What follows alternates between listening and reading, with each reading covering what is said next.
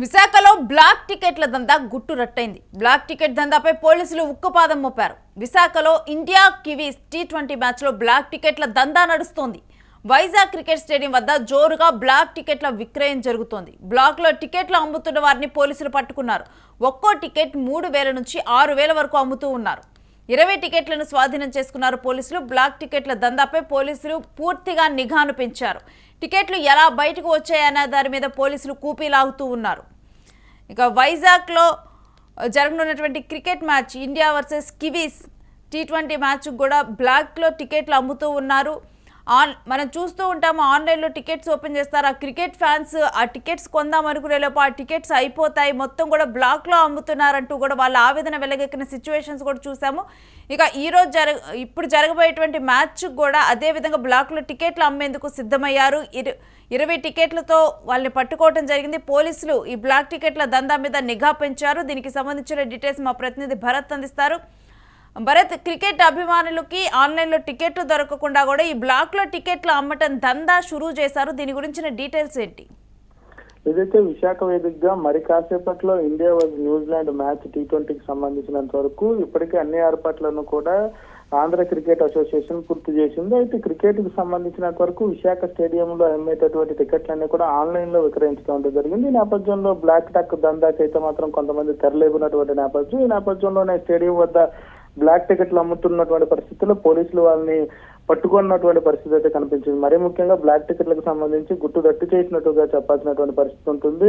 Minimum లో ఒక ticket 3,000 నుంచి 6,000 అమ్ముతున్నటువంటి పరిస్థితి. మరీ ముఖ్యంగా T20కి సంబంధించినంత వరకు 4వ మ్యాచ్ కు విశాఖ వేదిక కావడం, మరీ ముఖ్యంగా క్రికెట్ అభిమానులకు సంబంధించినంత వరకు క్రికెట్ క్రీడాకారులను చూసేందుకు అత్యధికంగా ఉత్తరాంధ్రకు సంబంధించిన క్రికెట్ అభిమానులతో పాటుగా దేశవ్యాప్తంగా కూడా ఇండియా ఫ్యాన్స్ అందరూ కూడా విశాఖ తరలి వచ్చినటువంటి పరిస్థితి.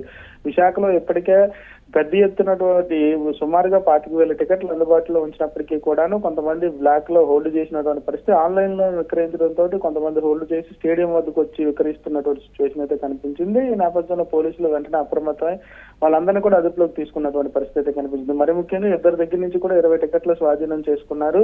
3,000 నుంచి 6,000 అమ్ముతున్నారంటూ కూడా చెప్తున్నటువంటి పరిస్థితి కనిపిస్తుంది. ఇంకెవరైనా టికెట్లు అమ్ముతున్నారనే దానిపై కూడా పోలీసులు పూర్తిగా దృష్టి సారించినటువంటి పరిస్థితి అయితే కనిపిస్తుందని చెప్పొచ్చు. ఇటువంటి దందాకు తెరలేపడంపై కూడా ఆంధ్ర క్రికెట్ అసోసియేషన్ కి సంబంధించిన వాళ్ళు, ACA వాళ్ళు కూడా పూర్తిగా అసహనం వ్యక్తమైనటువంటి పరిస్థితి. ఏదైతే క్రికెట్ కి సంబంధించినంత వరకు స్టేడియం వద్ద టికెట్లు ఇస్తున్నటువంటి నేపథ్యంలో అక్కడ కూడా కొంతమంది 5-6 టికెట్లు కొనుక్కుంటూ ఇలా బ్లాక్ లో అమ్మేటటువంటి ప్రక్రియ ఉంటుందంటూ కూడా ఆన్లైన్ లో పెట్టాము. ఆన్లైన్ లో పెట్టినప్పటికీ కూడా కొంతమంది ఇటువంటి ఇలా బ్లాక్ లో అన్ని దందా చేయడంపై కూడా అసహనం వ్యక్తం ఉన్నటువంటి పరిస్థితి. మరోవైపు క్రికెట్ అభిమానులు కూడా పెద్ద ఎత్తున తరలి వస్తున్నటువంటి నేపథ్యం. ఆన్లైన్ లో క్రికెట్ టికెట్లు దొరకలేదు, ఇక్కడికి వచ్చినప్పుడు 3,000 నుంచి 5,000 అమ్మడంపై కూడా అసహనం వ్యక్తం అవుతున్నటువంటి పరిస్థితి. మాకు ఎవరైతే క్రీడా స్ఫూర్తిని పెంచే విధంగా ఉండి క్రికెట్ మ్యాచ్ చూడడానికి వచ్చేటటువంటి క్రికెట్ అభిమానులకి నిరాశగా వెనక్కి తిరిగేటటువంటి పరిస్థితి ఉన్నటువంటి నేపథ్యం. ఈ నేపథ్యంలో బ్లాక్ దందాపై అయితే మాత్రం పూర్తిగా అసహనం వ్యక్తం చేస్తున్నటువంటి సిచ్యువేషన్ విశాఖ స్టేడియం దగ్గర కనిపిస్తా ఉంది. రేణుశ్రీ, భరత్, మొత్తం కూడా వీళ్ళు అసలు రేటుకి ఎన్ని రెట్లు పెంచి అమ్ముతూ ఉన్నారు? ఇప్పటికైతే మాత్రం క్రికెట్ కి సంబంధించినంత వరకు పూర్తిగా కూడా 500, 1,000 రూపాయలు, 3,000 ఆ పై ఉన్నటువంటి బాక్స్ కు సంబంధించిన టికెట్లు కూడా దశల వారీగా పెట్టినటువంటి పరిస్థితి. కానీ వీళ్ళ దగ్గర దొరికేటటువంటి టికెట్లు అన్ని కూడాను 1,500 నుంచి 2,000 రూపాయలుగా ఉండేటటువంటి టికెట్లు సుమారుగా 3 రెట్లు అధికంగా అమ్మేటటువంటి పరిస్థితి. 6,000 నుంచి 3,000 అమ్ముతున్నటువంటి సిచ్యువేషన్ అయితే కనిపించిందని చెప్పొచ్చు. అయితే 20 టికెట్లు వీళ్ళ దగ్గరే దొరికినటువంటి నేపథ్యంలో ఇద్దరిని కూడా అదుపులోకి తీసుకొని పోలీసులు విచారణ చేపట్టారు. వీరొక్కరే ఈ టికెట్లు అమ్ముతున్నారా లేకపోతే ఇంకెవరైనా ఒక ముఠా ఇక్కడ ఏర్పడి ఇలా అమ్ముతున్నారని దానిపై కూడా విచారణ చేస్తున్నటువంటి పరిస్థితి కనిపిస్తా ఉంది. మరీ ముఖ్యంగా ఆన్లైన్ లో అమ్మేటటువంటి టికెట్లు ఎలా మీ చేతికి వచ్చేటటువంటి టికెట్లు ఏ ప్రాతిపదికన తీసుకొచ్చారు, ఎంతమంది దీంట్లో అమ్ముతున్నారని దానిపై కూడా పోలీసులు పూర్తిగా విచారణ చేస్తున్నటువంటి పరిస్థితి. టికెట్లు అంటే వీళ్ళ చేతికి టికెట్లు రావటానికి ఇంత పెద్ద మొత్తంలో కూడా ఒక్కోసారి కొన్ని కీలకమైన మ్యాచ్లకైతే ఇంకా ఎక్కువగానే టికెట్లు వీళ్ళకి వస్తున్నట్లుగా తెలుస్తుంది. అంటే దీని వెనక ఎవరైనా ఉన్నారా? ఇప్పుడు ఎవరైతే టికెట్లు అమ్ముతా ఉన్నారో వాళ్ళని అరెస్ట్ చేసినటువంటి సిచ్యువేషన్. మరి ముఖ్యంగా ఆన్లైన్ లో టికెట్ తీసుకున్న అనంతరం కూడాను స్టేడియం వద్దకు వచ్చిన తర్వాత మాన్యువల్ గా టికెట్ ఇచ్చేటటువంటి పరిస్థితి ఉంటుంది.